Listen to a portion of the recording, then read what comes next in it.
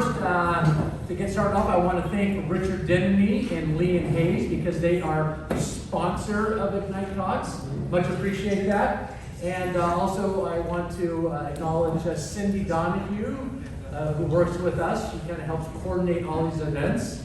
And then we have April Stolzer. Where's April hiding? She tends to be somewhat shy.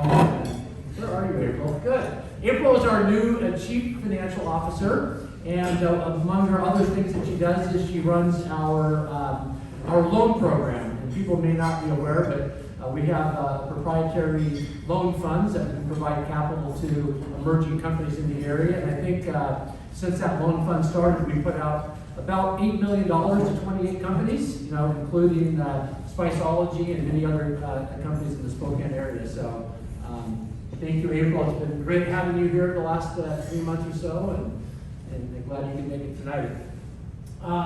For those of you who may be unfamiliar with Ignite, I kind of traveling around tonight before we sat down here, a lot of new faces. And Ignite is, for lack of a better word, an accelerator in the region. And what we do is we attract, fund, enlighten, and mentor explosively growing companies in the Spokane, Coeur d'Alene, and Sandpoint area.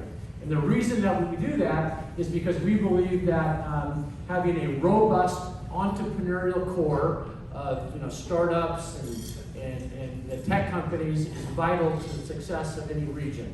So that's why we do what we do. That's our why. I guess with that, we'll go ahead and get started.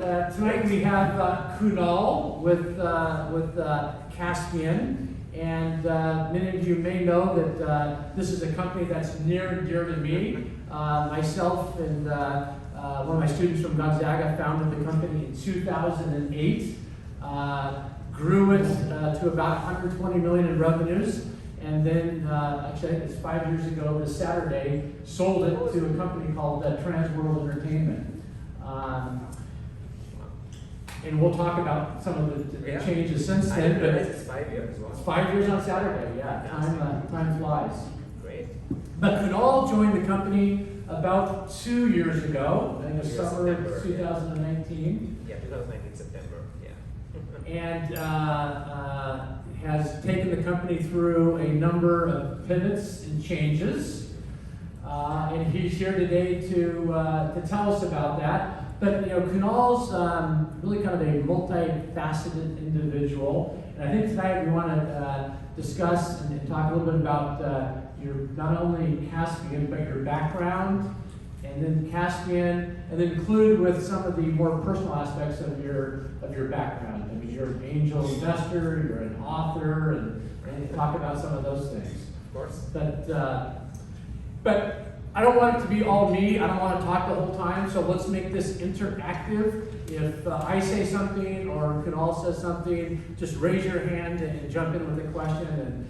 And the intent is to make this informative, entertaining, and upbeat. So I have to say I'm joined by my wonderful Kaspien team here. So yes, thank you everyone for Lisa's here, Brock, Scott, Yeah. and a number of other people. Right. So it's great to see the broad support of Kaspien. Yeah. So let's start off with, Let's do it. you were not born and raised in Spokane. No. You're from India. And why don't you just kind of talk about your upbringing and perhaps how that may have impacted your career and your management and leadership philosophies. Yeah, sure. I don't really need a microphone, so I might give it to you. Okay. You tell me if you need this or not, but yeah, I was born in Mumbai, India. I spent 20 years of my life there before I came to the United States, and now it's been about 20 years here, so really half and half. But I grew up in a very multicultural Indian family, and what I mean by that is my father was from the northern part of India, which was before the partition between India and Pakistan, so he was in the northern part of India. And my mother was of French descent, so she was from British India that came in and ruling India for 400 years. So I grew up in this family that was very multicultural. My mom was from the south, my dad was from the north, they somehow met in Mumbai. And so I grew up in this family that had these hardcore northern Indian values, and then this quintessential European girl, that side of the family that is where I grew up. Interestingly, my father was also a producer in Bollywood. So Bollywood is the Indian movie industry. So that explains a lot. so he made Indian movies. So that's how I grew up. I grew up in a film family, interacting with actors and actresses, and that was my lifestyle growing up. But my father once gave me a Pentium 486 computer as a gift. And I just fell in love with computers at that point of time. That was the influence into technology at a very young age. And I knew at that point of time that is my life. I just love computers. At the time, even Microsoft was an upcoming company. This was the early 80s. Microsoft was a big, an upcoming company at the time. So that influence with this computer in my house was just a way of me, to get into technology. So tech was just my life at that point of time. Was your father disappointed that you didn't follow? No, he hated the Bollywood industry. Okay. He hated it because it was so unpredictable. He would have this high at one point of time in terms of a great big hit. His movie would do really well, and then the next day he would put it all into his next movie and it was a complete flop. So sounds a lot like Angel. It was basically Angel. it was something like that. So we saw these busts and booms. Yeah. One day we were, hey, let's plan a trip to London, and the next day we have no money. So it was that sort of lifestyle that we were going through. So he kept me away from the Bollywood industry. Okay. I said, well, you should actually go, into something more stable and some of that. But to answer your question around my leadership style, I think keeping the tech piece aside, from a very young age, I was very used to a very multicultural, diverse background. Not only coming from Mumbai, but just growing up in a very multicultural family, was just very used to being around people of different cultures, different disciplines, different thought patterns. And even if you come to Kaspien now, you'll see that sort of culture that we're trying to build within the company. It's just, there's always diversity of thought, diversity in teamwork, people from different disciplines, different cultures. Like that's part of how we think that we can innovate and we can grow. And I think that comes from a little bit of my background as well. There's just a lot of exposure at a very young age to that. Okay. Did you have siblings at all? Yes, my sister, who was, by the way, training to be an actress, because she loved that discipline. So she was enjoying it, she wanted to be an actress, and she was into the arts and everything. And then she got married, and then her husband was like a financial advisor. Was she older or younger? Yeah, older, so 10 years, so big difference, yeah. I think birth order kind of plays a role in Yes. in the forming of people's careers and what they end up doing. Yeah, she was 10 years older, and Which kind of basically makes you an only child almost by definition, if there's a gap that far. Yeah, I didn't look at her as my sister, but my second mother at some level. So, Well, we won't go into that. yeah, but she's sort of that. I think we have a really good relationship with her, and that's how she is right now too. Okay. So then, but you went to Clemson. Yes. And studied computer science. Yes. And did you specifically want to come to the U.S. or what other kind of alternatives did you have, or what was your kind of your first choice in terms of college? Yeah. So I did my bachelor's of engineering in Mumbai. Okay. So I came to Clemson for my master's. Okay. So I knew I wanted to get into computers. I love computer science and computer engineering, and I did that for about 4 years. But the education in India is such that you get a lot of academics, but there's not a lot of practicality in the system. So you don't get the real world experience of doing a lot of internships and project work. And so there was something missing, even though I finished my education there, and I knew I wanted to study more. And I knew that the US was the place for me in terms of the next level of education. Yeah. So midway through my engineering degree, my father passed at the time, and we were in that down phase where we had no money. And so it was my mom and me, my sister was married, she left the house. And I knew that I wanted to, get away from and change my life basically. Yeah. And we had literally no money. And so I applied to a number of universities, Clemson, and I got into 2 others, but I liked the program at Clemson. I had $6,000 was the fee for my first semester. I didn't have that. So I went to my sister, I said, can you give me $2,000? I went to my uncle, asked him for $2,000, and I got another $2,000 for somewhere else. I took my uncle's credit card to pay for my GMAT. and just begged, borrowed from a bunch of people, 1 semester fee, took a one-way ticket to the US, and I got here. I was like, I'll figure it out 6 months from now. And so that was how I came here. And how did you figure it out 6 months later? How did you fund the rest of it? Well, I about a week into my program, I got an email from the dean saying I'm giving you a full scholarship. Perfect. Wow. So he really liked my background, and he said, I think you deserve a full scholarship. So they funded my full education. Did you get the $6,000 back? Yeah, I did get the $6,000 back, which I paid back sister back, so I was net free very soon in life. But yeah, I was fully funded at Clemson, which was great. I was a teaching assistant there, so I started teaching very early. I was doing research. I was a research assistant as well at the university. So that was a fun experience. I graduated with a 4.0. I was good. In my scale of 4 points, right? Out of 1 out of 10. Out of 4. Yeah. So and then I got into Microsoft. And when you came to the U.S., did you think you were going to stay, or did you think you were going to go back? I hadn't decided at that time. Okay. At that time, I was open to exploring. I knew I wanted to work for a bit at least. And as part of coming on a visa, you do get a period of time where you can work. So it's called an OPT. I don't know what the full form of OPT is. I think it's optional training or something like that. But that OPT lets you work for a period of time post your graduation. Okay. So I wanted to take that opportunity. And I got into Microsoft through that right after graduation from Clemson. And then Microsoft said, why don't we apply for your green card for you? Okay. So I did that. And so Microsoft applied for my green card through them.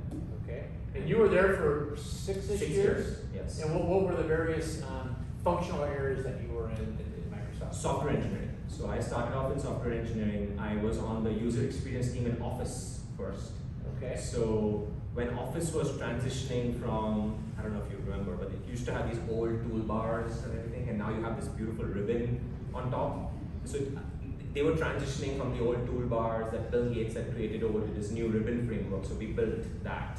Okay. And then there was this big era in the world where things were moving to the cloud. Yeah. So I moved to another group called Dynamics within Microsoft, which was moving to the cloud, so I went there. And you were a software developer at the time? Software engineer and then a manager eventually, but in that discipline of engineering, yes. Okay. Yes. Okay. And then things were moving into platforms, app stores, and everything that I moved to Windows and did that for a period of And time. this is kind of roughly the early 2000s? Yeah, this was like 2005, 6 to Okay. 12, around that time. Okay. Yeah. And so yeah, it was a great 6 years at Microsoft. That's where I got But my then start. you left and you went to Groupon? Yes, so I did 2 things. I pursued 2 things in parallel, which is I got my MBA from the University of Chicago. Okay. So I moved to Chicago and then joined Groupon as director of product. And so I was doing them both. So you're going to school I was and going to work- school at night Okay. and weekends, Okay. and then I was also working at Groupon all day.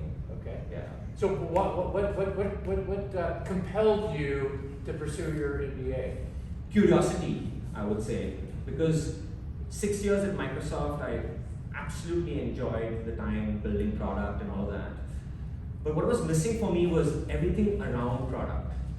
Things like how do you think about customers? How do you think about competitive positioning? How do you think about growing a business? How do you think about mergers and acquisitions? How do you think about scaling businesses, expansion plans, going global? All these were just open, curious questions for me that I wanted to get some more exposure to. So I decided that I was deciding between maybe a startup or something at the time, or maybe I should go join a group within Microsoft to get that experience. But when you're on a visa, it's harder for you to change disciplines. It's harder for you to work in a role that is different than what you're already doing. And at the time, my green card process was in play. So I stuck to going to B school and then took up this job with Groupon as director of product. Okay. Which is still within my discipline, but more on the product side as opposed to engineering. So one question for you. You went to business school Yes. for a specific set of reasons. Yes. And I also went to business school years ago for a specific It's set a of long reasons. school, but Yeah. I couldn't get into Chicago. Yeah.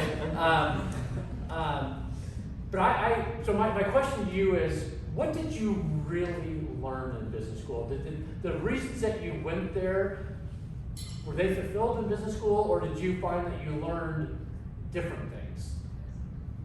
The reasons I went to business school were to learn about business, which I got.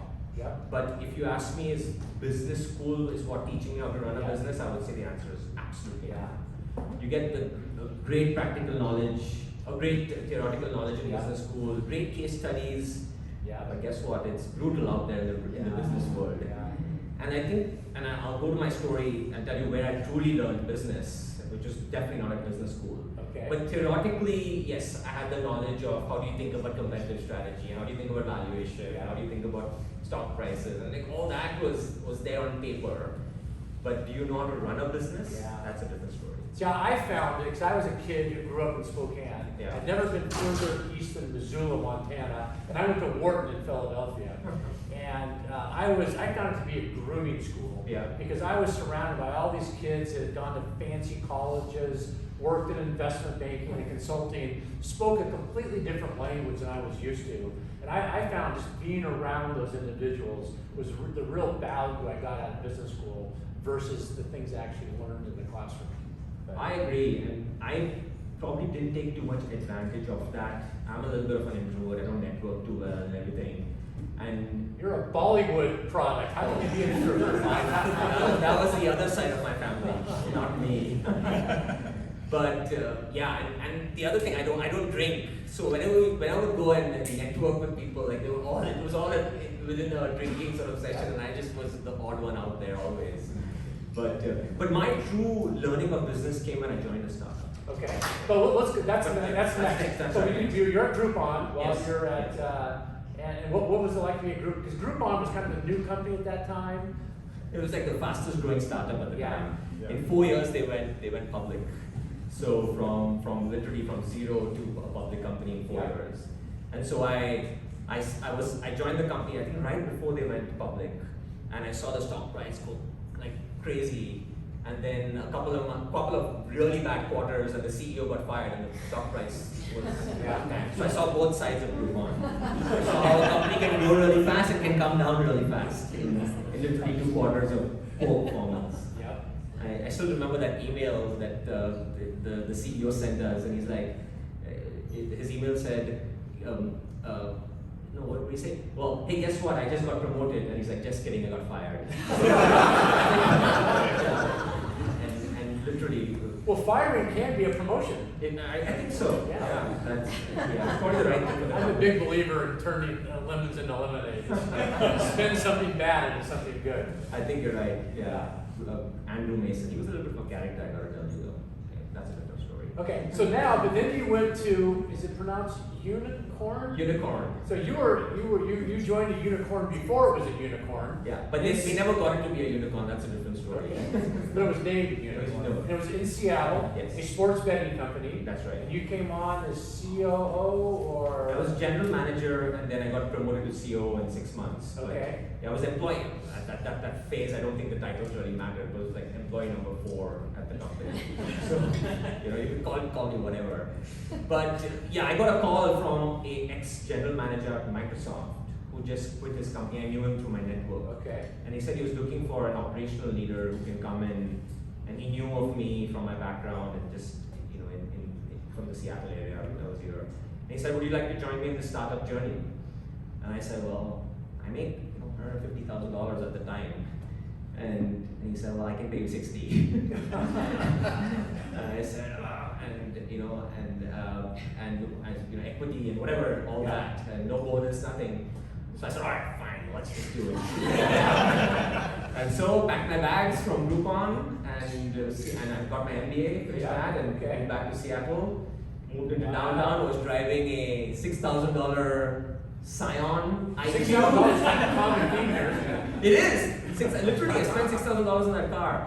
Scion IQ, downsized my life, lived in an apartment in Seattle, and I said, fine. Were you single at the time? No, I was married. Okay. Yeah, so Sonal has been. Did you tell your wife you took a big cut in pay, or did you keep that silent? She's been great. She's been very supportive throughout all my oddities. So.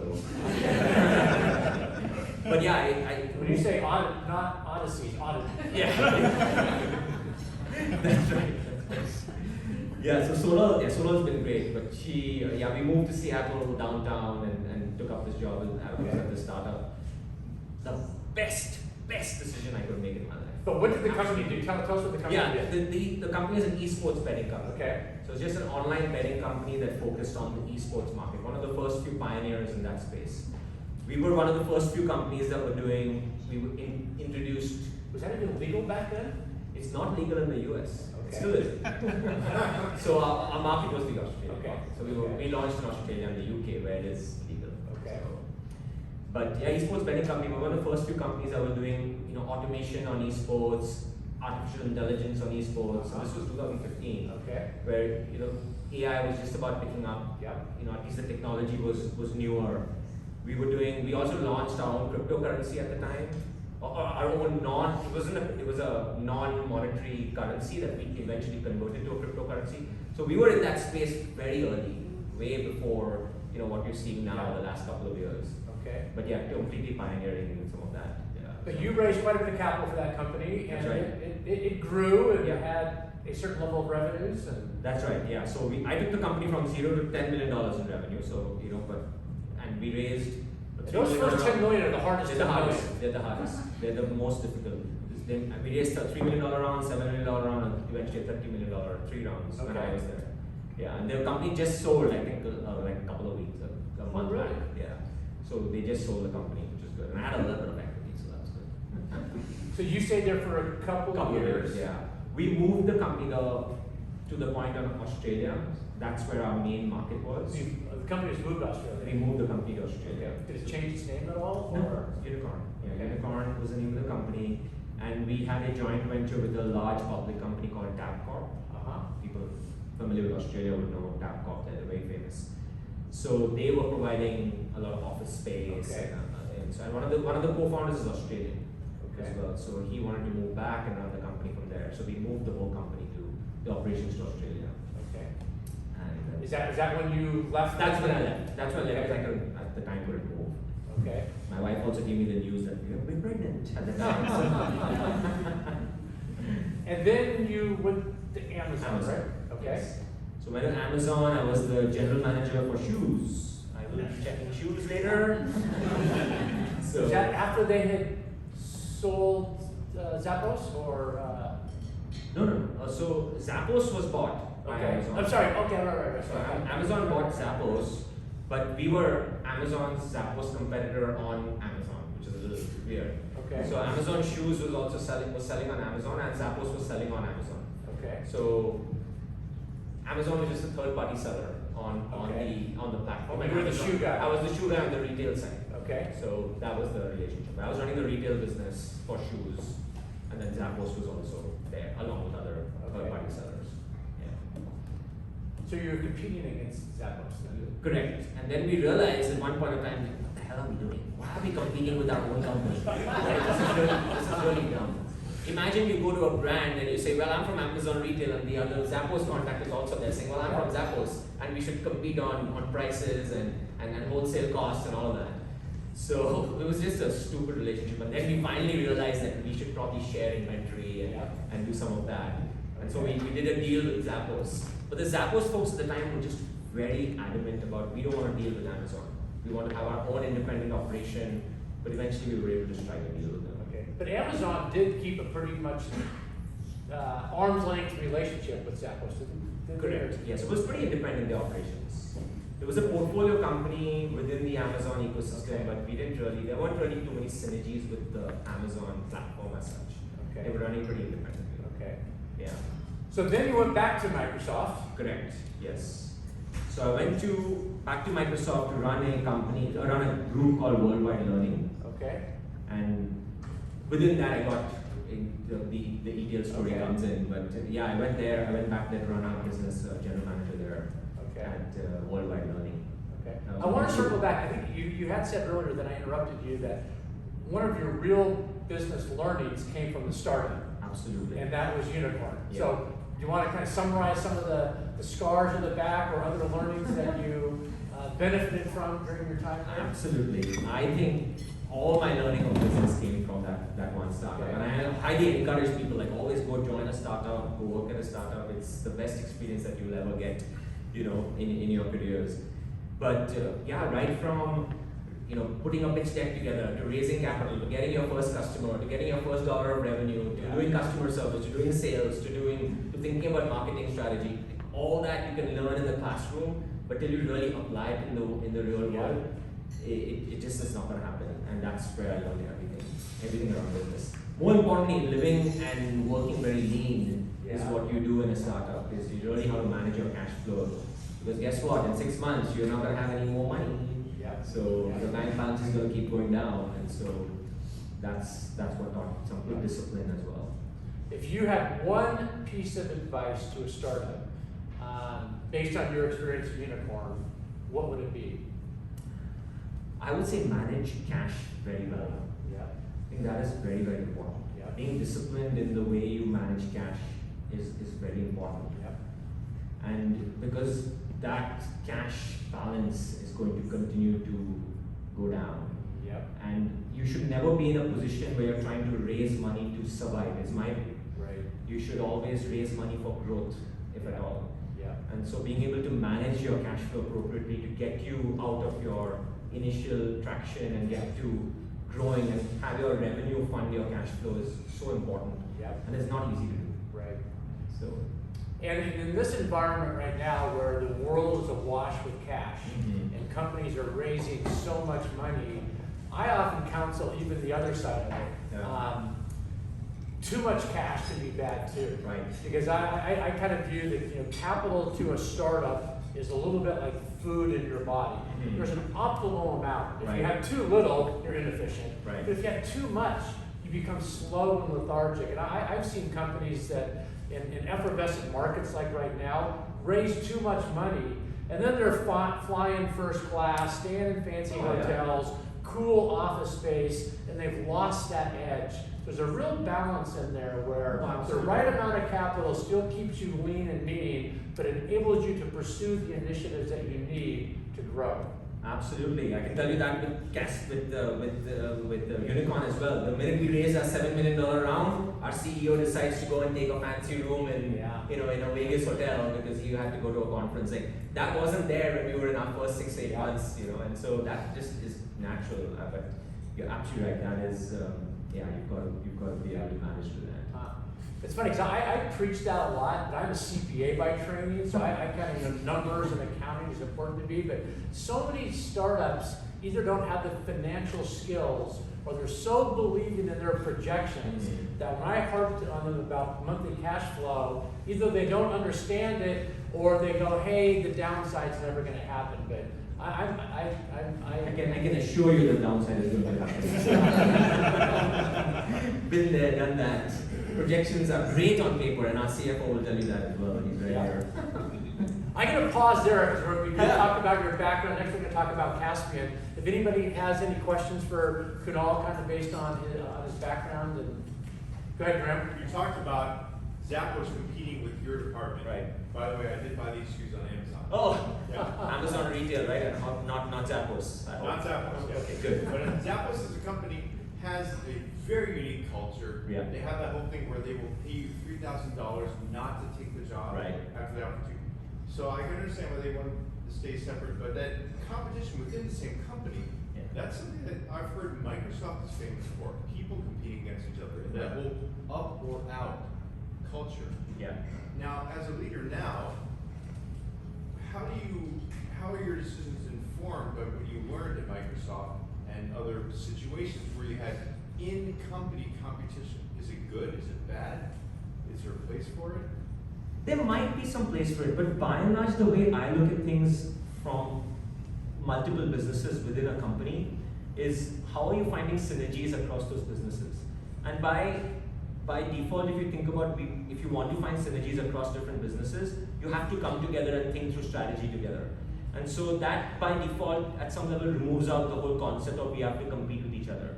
What's the best way to work together and create value and make 2 + 2 greater than 4 is really the kind of concept they were looking for. So I look at it that way. There might be some place for it in an Amazon-like culture, the reason for which is they are also trying to create a platform that is very independent. So I can see why Zappos is, as a third-party seller on the platform, needs to be quite independent from the core retail business. So there's a wall between the two. and so they want to create a very independent, open platform for other sellers as well, as Zappos is just another seller. So if you look at it from that perspective, I can see that in the Amazon case, it might make sense, but in most cases, you want to find synergies across different businesses within a company. And so that's really corporate strategy at the highest level, which comes through collaboration and less competition. That's my view. Rick? So from Microsoft to Amazon to Microsoft, I'm curious about how much was that about just money and opportunity, and how much of that was about corporate culture? Did culture play a role in that decision to go back to Microsoft, or was it just because of the opportunity was too good to pass up?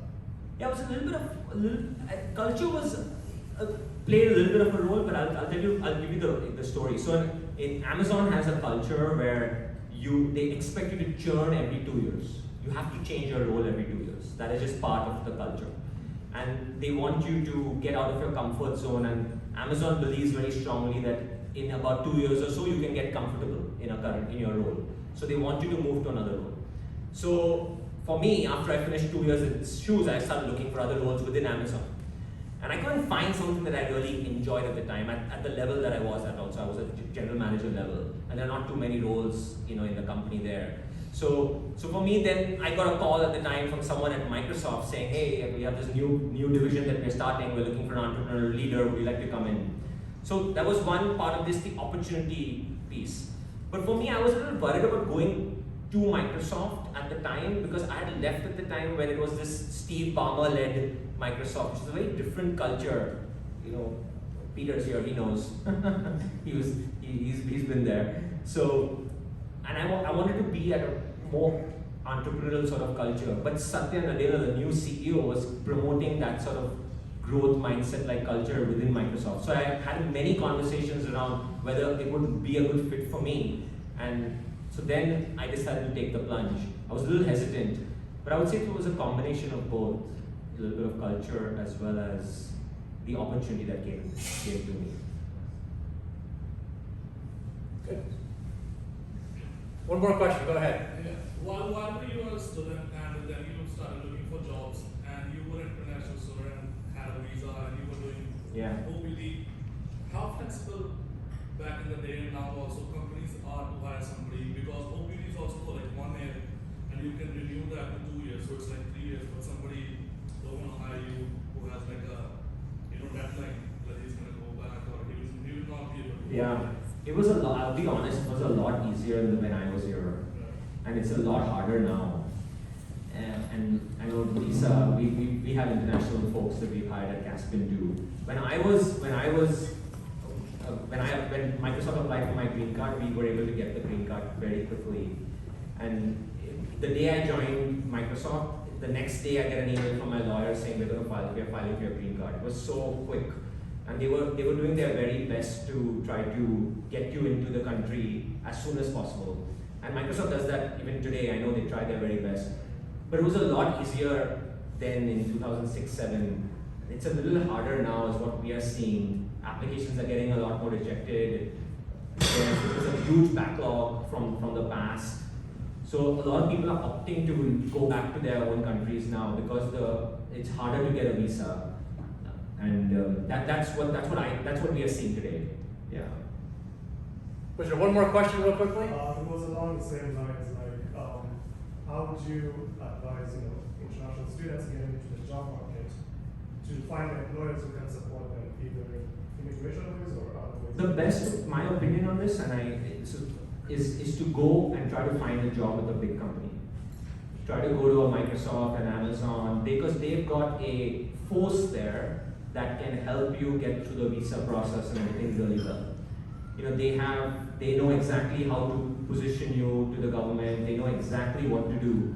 So for any international student, I would recommend, don't try to, as much as I want to promote joining a startup or small companies, it's much better if you find a job at a large player who know how to go and apply for your visa. That's what I would recommend. Okay, so in 2019, you get a call from a recruiter for a company in Spokane, which you probably had never been to before. I passed by. Broke through.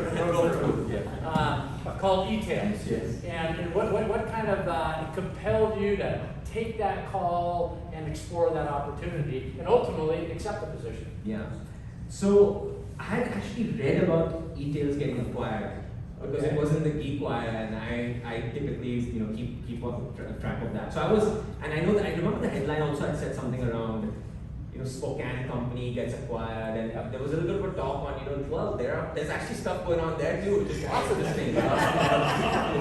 So typical Seattleite I was at the time. So so I knew a little bit about and so when I spoke to the recruiter who reached out to me, I decided I typically will take a call if it's a CEO opportunity. Well, I've never been a CEO before, so I thought, well, maybe let me at least do the call and see what. And the recruiter had actually reached out to me for another CEO position, not for e-tails. So he reached out to me for another CEO position, and he had called me to say that position is not going to work out for you. And then when he called, so I was scheduled to talk to him, and he was going to tell me that position is not going to work out. And then he changed the call, and he said, guess what? There's this other position that just came by my desk this morning. And I think you'll actually be a really good fit for this role because you have the right background between Amazon and Microsoft, and this company is really at the intersection of tech and retail. And would you be interested? And I said, yeah, let's talk about it. And that's when e-tails came. But it was actually another position that he and I were talking about first. But in any case, once I spoke to him about it, I felt that the position was a good fit. I was very concerned about the transworld relationship at the time. And I didn't really, yes, at the time. And so I was very, very concerned about the bankruptcy and which was at the time probably was about to happen. And the financial situation of the company wasn't good, and so I was a little concerned about that. And he told me, it's a little bit of a turnaround situation. And I'd never done a turnaround before. And guess what? My group will tell you that I have this saying that says there's no comfort in the growth. There's no growth in the comfort zone, and then there's no comfort in the growth zone. Right? I've heard of that.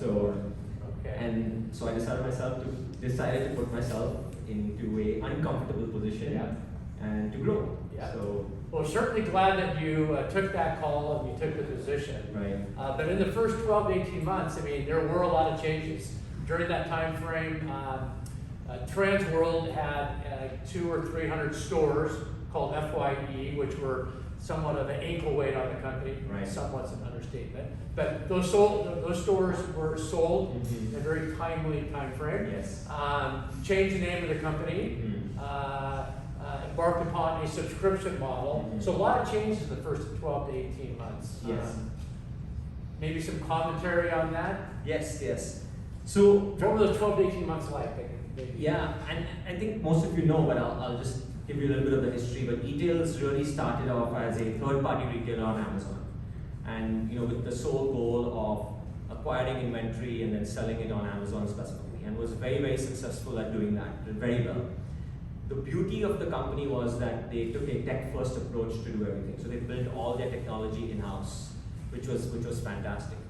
And when I came into the company, what I noticed was that the industry was going through a number of different changes. So that core model of third-party retail was getting a little more competitive.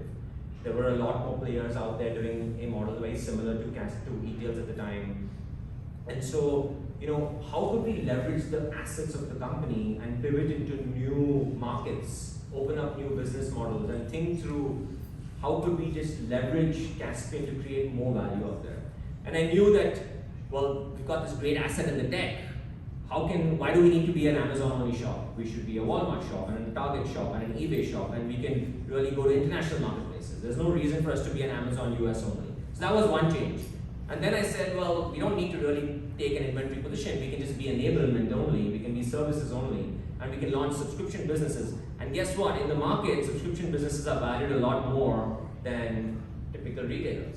So all these sort of played a role in how can we position ourselves as more of a platform company of software, services, support multiple marketplaces, support multiple channels, open it up for even direct to consumer in the future, brick and mortar 2.0 in the future.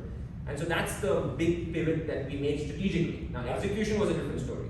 So strategically coming in, that's the vision that we had that we wanted to go in, going forward. So we did that, and at the same time, as you rightly said, I got a call one day. This is funny. I got a call one day from the CEO of Transworld at the time, and I wasn't the CEO, saying we're selling FYE tomorrow. Like literally, that was his words, and we didn't. I didn't even know about the decision and how that was. So there was a little bit of culture difference in how eTails was operating and the Transworld folks were operating. Yeah. So, which I think was a good decision that was made. It was great because that was like February of 2020, right before COVID. Right before COVID, so we were able to get out right in time. Yep. Bless the guy's soul who bought the company. Yeah. So he's probably struggling right now. But anyway, we got rid of that, and that cleared the path to truly execute on the strategy that we wanted. Yeah. Because we had the vision, we started making a few changes, we rebuilt the leadership team, we did a lot of, we started putting the pieces together, but truly execution only happened once that change went. Yeah. Okay. FY was sold, you came in to the board, got some investment from you folks as well. And I think that really opened it up to say, well, go execute on this strategy. Yep. Right? And that made sense. Right. In that time, the company, shortly therein became a pure play in the solar services market. Right. It was effectively a Spokane company, effectively a publicly held company. Right. All the baggage from behind was cleared up. And which were things I had advocated for a number of years after selling the company. Tom and I actually met in Seattle when I had the job. I don't know if you remember, but in Bellevue we met once I did get the eTails job and the announcement was public. I hadn't joined yet, but he and I met and he said the same thing to me at the time. He said, no, it was Kunal, what's your opinion on, I remember this question, Kunal, what's your opinion on Transworld? Should they be there or not? I still remember that. Yeah. That's good. Well, it all worked out very well. I was delighted when I heard that you were joining the company, and I was eager to meet you and see if we were aligned in strategy, which we were. Right. So today, if you were to meet someone on the street and they were to say, "Hey, Kunal, what does Kaspien do? What is its focus?" How would you describe what the company is doing today or focused on? Very simple. At Kaspien, our mission is to accelerate the growth of brands on today's leading online marketplaces such as Amazon, Walmart, eBay, Target, among others. We provide a complete platform of software, tech-enabled services, and multiple business models to help brands grow online. We serve specifically in 4 different businesses. Number 1, we're a retailer. We acquire inventory from brands and sell them on different marketplaces. Number 2, we serve as an agency, an extension of a brand's e-commerce team. Number 3, we provide software for brands who want to take their operations in-house. And number 4, we have our own portfolio of brands called Kaspien brands. We incubate brands as well as acquire brands. Pretty much we're a one-stop shop for everything marketplace growth. That's wow, that's good. That's how you fix your business. Have you practiced that before? I speak every day to investors. That's the. But and the company has how many brands are you working with currently? We have, it moves up and down based on whether we acquire inventory or not, but about 850. Okay. 650 or so come from our core retail business and the remaining on the subscription side. And subscriptions is a combination of agency and software. Okay. Yeah. And who are your competitors? Who do you compete with? So we've got a number of different competitors in the e-commerce acceleration space. But the big ones that we track are PharmaPacks, Retail, NetRush, and then Pattern. These are the 4 big players out there that are in this e-commerce acceleration space. And there are other smaller ones, agencies, etc. But these are the 4 big ones. And then there's this new market that has developed called brand aggregators that are acquiring brands and they're creating the operational infrastructure to go drive growth. But they're taking an acquisition approach as opposed to just partnering with brands. Let's hold off on that for a second. So the PharmaPacks and the NetRush and the other one, you consider them competitors. How do you differentiate Kaspien from them? Yep. So our differentiation is very simple. We differentiate on 2 parameters. One is our comprehensiveness and our customization. We have the most comprehensive portfolio of offerings on the market. So we have all the services required for you to be able to run online, number 1. Number 2, customization. No other player out there can customize an offering that Kaspien can to achieve your brand goals. So whether you're trying to sell on multiple marketplaces, whether you're trying to do a consignment-like model, whether you're trying to do an agency-like model, whether you're trying to ship to direct to consumer, whether you are trying to bring inventory from China to your warehouse here in the US and then to Amazon, whatever your scenarios, we can customize an offering to help serve you on marketplaces. Okay. None of these competitors can do it the way we do it. Okay. And so that's the big way in which we're differentiating. And guess what? All that is built on top of our own tech, data, artificial intelligence, and all that stuff. But our tech is powering all of that, but the customization and the comprehensiveness is how we differentiate among these groups. Tell me about your tech team. Are they based here in Spokane, or are they dispersed, or? They're a mix. So we have a team here in Spokane, and then we have a team in Poland that we have a partnership with the company there. So we are split between the teams here and there. But most of our folks are here in Spokane. Okay. We've got a couple of folks in Idaho and those areas, but it's all here. And then tell the group here about the aggregators. I mean, tons of money have been invested in pure startups just to go out and acquire brands. Right. Yeah, so there's this new market that has developed over the last couple of years, I would say, and they have raised, I think the number is now over $10 billion in capital. And the core business model is acquiring brands and consolidating them and growing them. My personal belief is that most of them are going to fail, or they're going to roll up, and we're already seeing a lot of that happen now in the industry. Because it is very difficult to run an Amazon operation unless you have the capability to do so. And very few of these folks have the capability to go and run an Amazon-like operation. It takes time, it takes effort, it takes tech, it takes people to be able to run an Amazon operation effectively. So a lot of these folks are financial buyers who are coming in with a lot of capital, and in the hope of, well, we'll aggregate these brands and then we'll run them. But guess what? When you buy 5 brands, every brand has its own supply chain, has its own issues. They're all shipping from different manufacturing facilities. And being able to consolidate all that and try to get economies of scale might happen, but it's going to take time. Yep.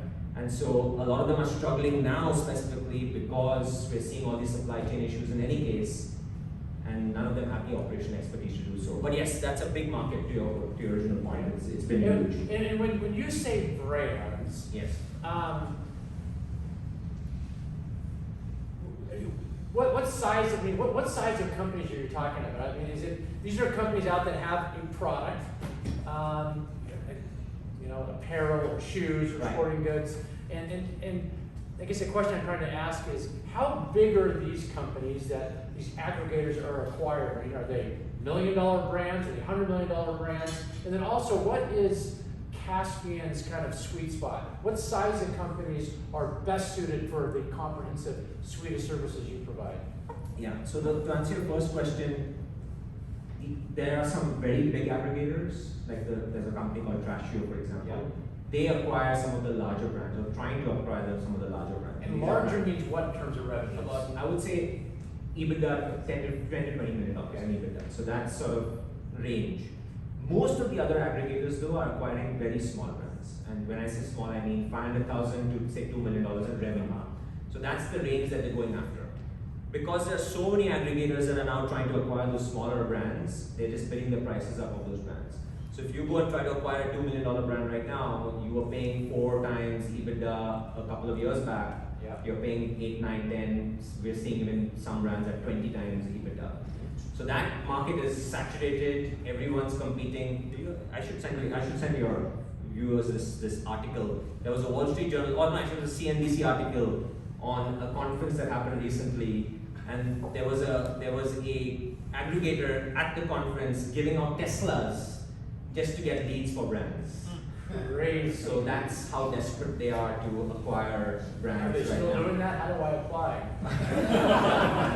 So it is that kind of competitive market. And then one of the aggregators too, I've read, you basically just submit your company online, Yes. and they'll make you a bid. They'll make you a bid. Yeah, it's crazy. And they don't have any other model. They've raised all this capital, they've got to return their capital to their investors, and they've got to prove traction, and that traction is going to come through brand acquisition. So there's nothing else that they can work through, and they're not it's competitive out there, and it's global.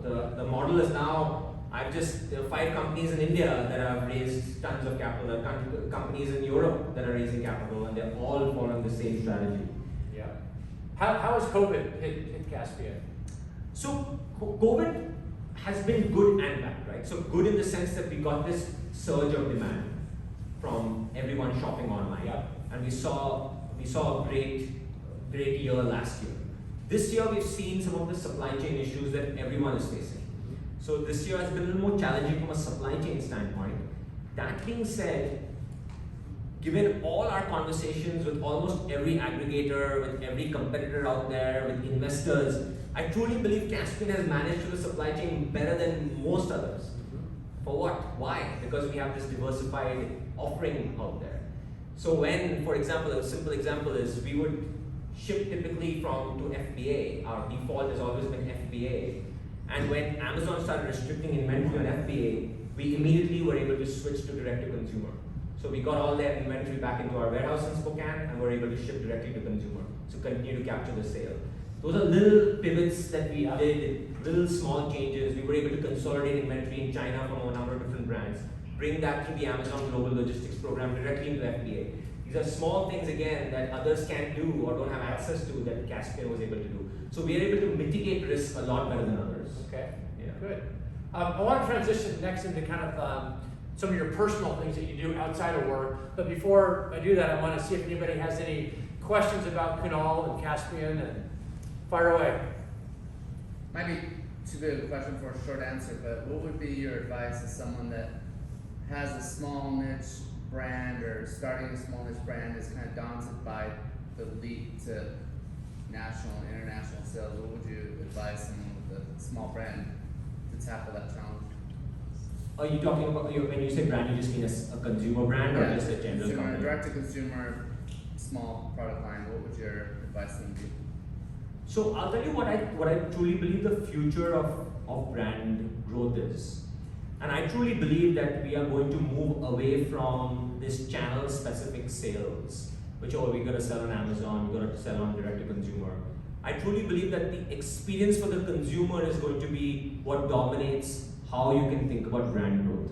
So think about a consumer is going to shop across multiple channels. They're going to experience your brand on social media, they're going to experience their brand on YouTube, they're going to experience their brand on your website, through Google Ads, on Amazon, and it shouldn't really matter where they shop for your brand. And think about all these distribution channels just as nodes to a larger customer experience. Then they're going to be in brick and mortar as well.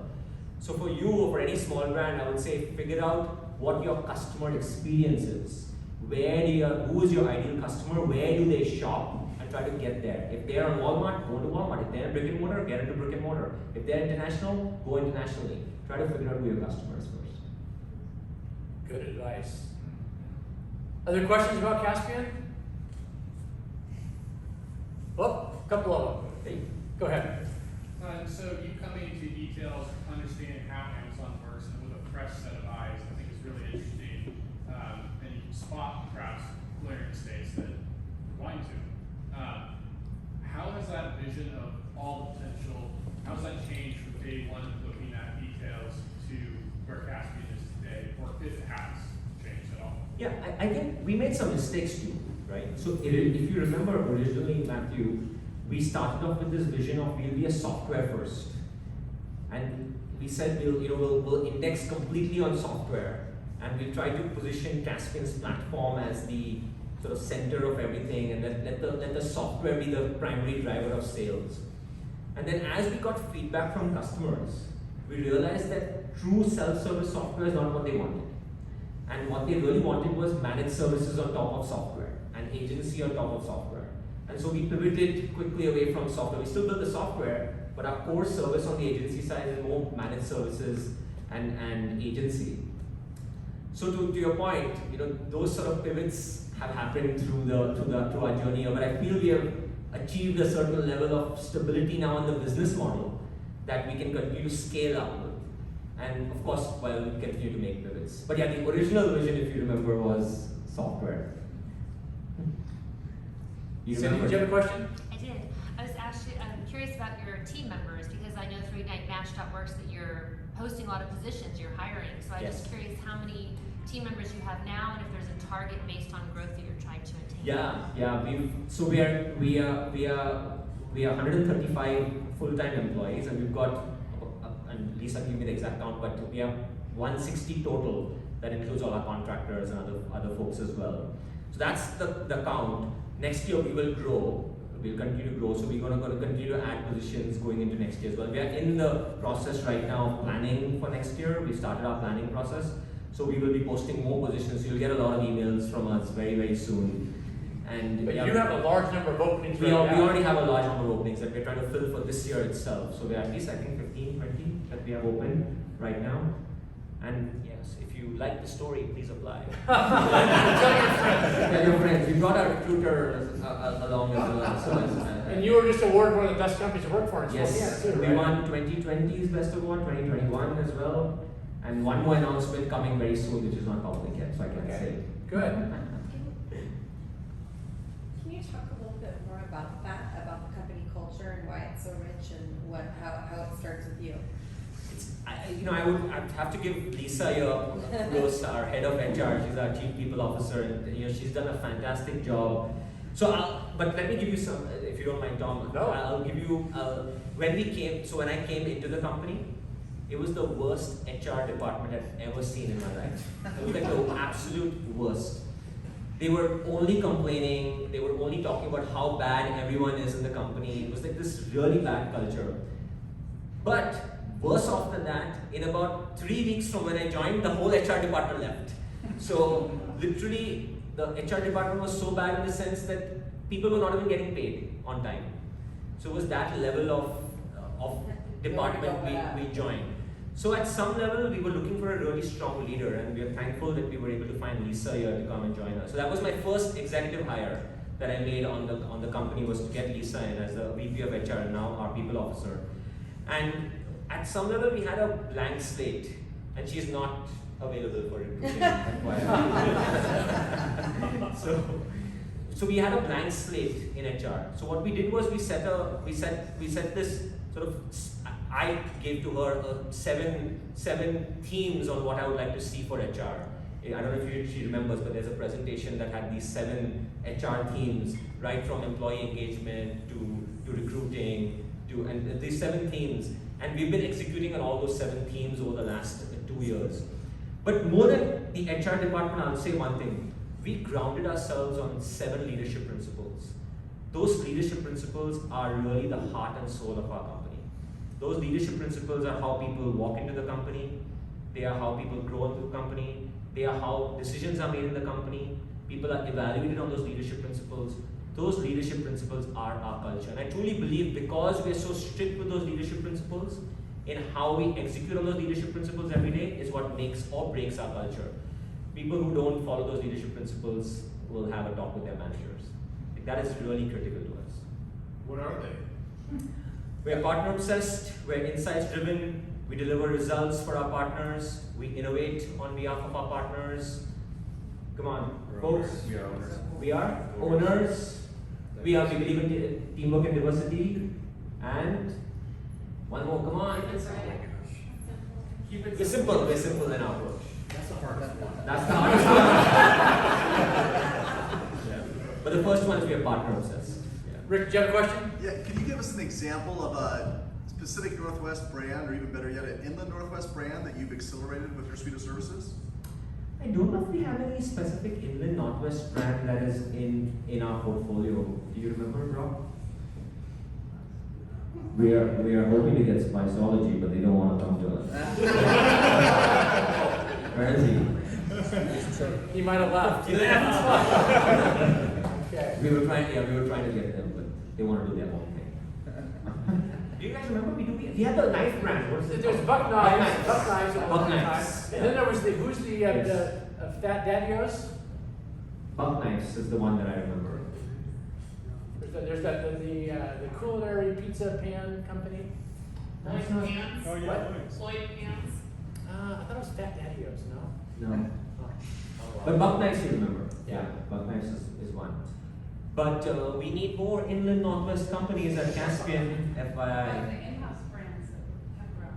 Yes. Actually, yeah, I should say Kelly's part of our private label team. So the team I mentioned that does our own Kaspien brands. So she runs that. We still have what was that? Big Betty. Big Betty. Big Yes. Betty. Big Betty's not as big as her sister, Jump Off Joe. Jump Off Joe is our big brand. Oh, okay. Yeah. Big Betty it's a glass of wine, but it holds a whole bottle of wine, right? So you can say I've only had one glass. That's It's the also theory got behind all it. the champagne too. Perfect. Was there one more question out here? I have one, yeah. Okay. So you talked a lot about how some of these startups are acquiring smaller businesses to compete in the e-commerce space. How do you see Amazon being such a big player and eating up so much of the market share? Do you think that Amazon is hindering competition in the e-commerce space? And how do you kind of see that playing out over the next 10 years? So if you take a global perspective on this, Amazon is a small player, and I know that's a very controversial statement, but it is true. Amazon is very big in the US, and they capture 60% of the overall e-commerce market share, and there's other players as well, Walmart, etc. as well. So if you just look at it from that perspective, they're only about 60% of total e-commerce, number one. But if you take a global perspective, they're actually very small. If you go to Mexico, Amazon is not the biggest marketplace there. It's Mercado Libre. If you go to India, it's not Amazon, it's Flipkart. If you go to Indonesia, it's not Amazon, it's Shopee. So there are all these big marketplaces in the global landscape that are causing problems for Amazon there at some level. So it's just a matter of what lens you want to look at. If you look at the e-commerce lens only, in the US, yes, Amazon's a big player. If you look at retail in the US only, well, Amazon's not the biggest player, right? Then you have Walmart and Costco and all these other players out there. So I think it depends on the lens you're taking, but yes, they own a big piece of a lot of industries, and they certainly control a lot of our day-to-day experiences. I'm sure everyone goes to Amazon for something or the other, but yeah, my lens is a little more global than that. Okay, we're running out of time here. Yeah. I want to cover two more things before we leave. Yes. One is I have to ask you your thoughts about Spokane as a place to run an emerging company. Question one. And then question two, you're also an author. You've written 5 books. Yeah. I want you to talk a little bit about that. Yeah. So can't say I've read them all, but that's okay. So let's talk about Spokane first. So I was one of those typical elitist Seattleites that said, well, Spokane, who runs a company there? And one of those. I was completely mistaken. It was the biggest, I was completely wrong.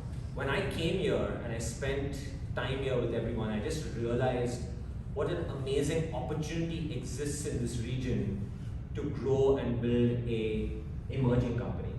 One is the access to talent is a lot easy. It's a lot more community-like feel here, where people want to stay here, so you get longevity with employees in general. So that's good, right? Every company would want employees to stay in the long run, and Spokane has that. You also have a diverse set of talent here, in the sense that it's not just engineering talent, but really good operations, sales, business, marketing, and some of that. So it's a nice, good, diverse set of talent that you can use to build your company. Number 3 is there's none of the headaches of commuting and office and all that stuff that you get with like a Seattle or a New York or some of these places, right? It's just easy to get to work. There's a great culture around the work environment. Some of that day-to-day activities that you find that we take for granted sometimes just don't exist here, which is really good at some level. So I think the combination of that is it's very easy for you to build an emerging company here because of some of that. And then you have investment that is coming in, which is also good to see. You have folks like yourself and other funds that are willing to invest in Spokane, as opposed to being competitive in some of these places in Seattle, where you go and try to raise capital and you're so you become a convert as a result of the fact that you're here. Yes. Are you seeing the attitude at all changing amongst your peers who otherwise still maybe in Seattle or the Bay Area? It's changing. A lot of people are moving now to the Idaho and this side of the world, and it's really good to see. So I know a lot of people from Seattle who are not just moving. I know people from Silicon Valley who are moving up here. And so I think there's a little bit of change happening. I think the pandemic has sort of forced it at some level as well, where people are now forced to work from home, so now they have options, and then they know of this hidden gem here, and they can go and explore it, and I think some of that has also caused it. So they're not forced to be in Seattle. So, you know, blessing in disguise, I guess. Yeah, it is. Good. Okay, tell us about your books, and then we'll conclude. Yeah, I mean, I love teaching, right? And I know people tell you I've been involved with Worth University and a few others as well, my alma mater, Clemson as well. I hated the fact that I've interviewed so many people in my career, and I hated the fact that there were such great candidates who would come into interviews with me, and they just didn't know how to interview. Just basic things around, you know, how should you present yourself during an interview, or how do you think, the basic questions that you should prepare for an interview. Simple things like, have you done research on the company, etc. That was one aspect that I just was missing with a lot of people that were out there. The other problem that I also saw was people just had no clarity on a vision for their life, goals that they wanted for their lives. Everything was very tactical. I want to go get a job, as opposed to, well, why do you want to get this job? You know, what's your vision for your life? Where do you see yourself 10, 15, 20 years from now? And so there were just all these thoughts in my mind, and I had a lot of content. I put it into a few books out there that is available on Amazon, but just email me and send them to you. I don't make money out of them. That's just for You write it yourself? Everything's written on myself. Crazy. Yeah. Wow. Okay, well, it's a handful of minutes after 7. We try to conclude right at 7. Thank you, but people do tend to mingle around a little bit, so if you want to say hi to Kunal or have any other questions, I presume you can hang around for a few more minutes. Absolutely. Thank you for having me. Thank you very much. Really appreciate it.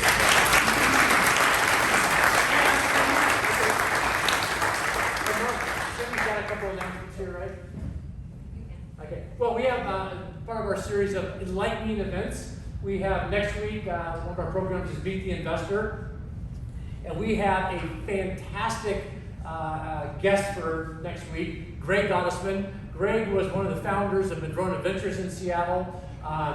Then he went and he was a co-founder of Rover.com, which is now a publicly held company, has an office here in Spokane. And then he left and co-founded Pioneer Square Labs, which is a very early stage, basically incubator in Seattle that is developing their own ideas and producing businesses. And Greg's agreed to present next week, and he'll be fascinating. And that one's via Zoom.